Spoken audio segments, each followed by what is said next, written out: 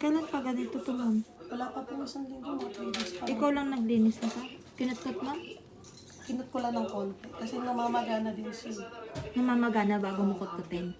Parang pasimula na, pero Lalong lumala nung kinat mo. oo. Kaya nung chinat mo kita, yun yung first time na kinut ko siya. Sabihin mo pag masakit ha. Siya hinaan mo yan.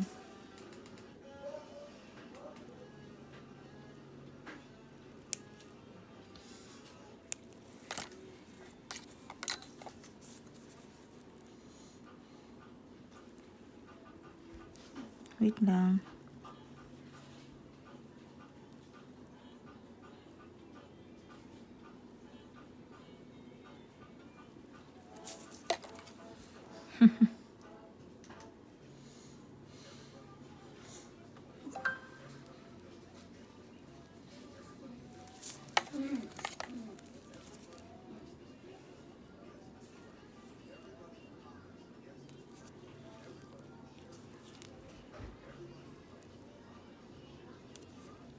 Naglilinis sa akin.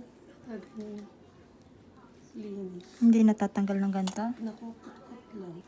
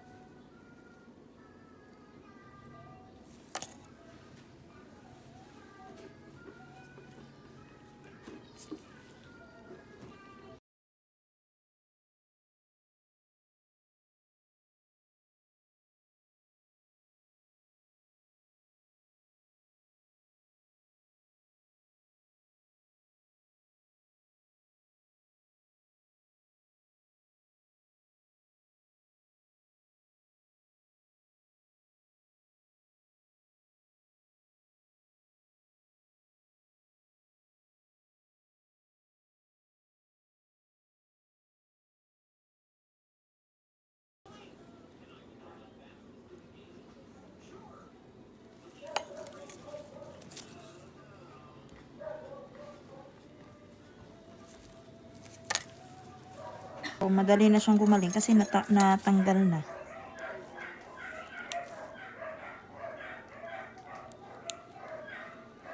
Pero lahat ng gilid mo, punong-puno. Punong-puno ng laman. Eh, kailan mo pa to hindi napapalinis? So, dadalong buwan na po. Tignan mo, lumabas yung laman sa loob. Kasi maga na talaga siya sa ano. Naglilinis po ko sa akin pag alas pinis. Kut-kut lang po eh, pero nadudugo po siya. Pero hindi ko nararamdaman na may nakukuha.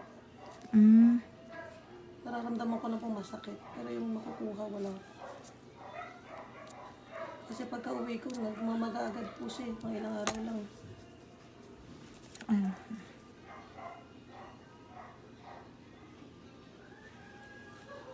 Pailalim pa naman po yung ano. Oo nga, pailalim. Kaya pag hindi po nakuha na namamaga po ako.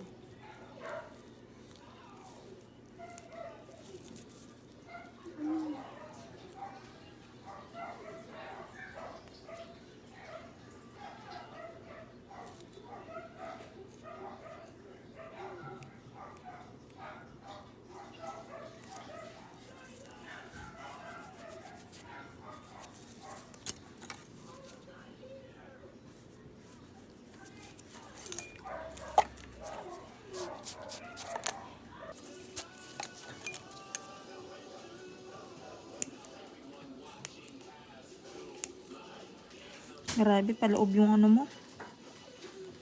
Paloob yung ingron mo. Paloob. Tapos ang hirap niyang ikat na sa loob.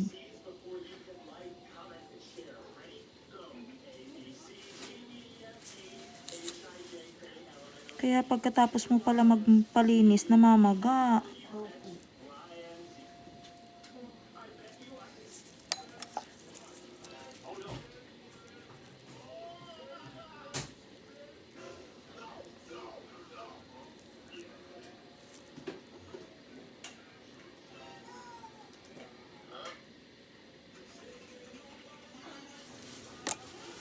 Ako, hindi pa. Opo.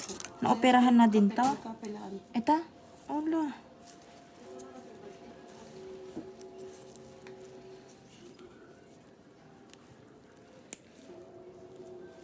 Pero hindi ganito dati ang tubo nito. Hindi. Talaga pag natanggalan talaga ng kuko, umiiba na talaga. Hindi lahat siya bumabalik 80% ang ano. Sabi nga po, babalik daw sa dati. Hindi, yung tubo niya umiiba. Hindi lahat pare-pareho ng balikan tubo. Yung iba naman balik ng tubo. Pero madalang na madalang.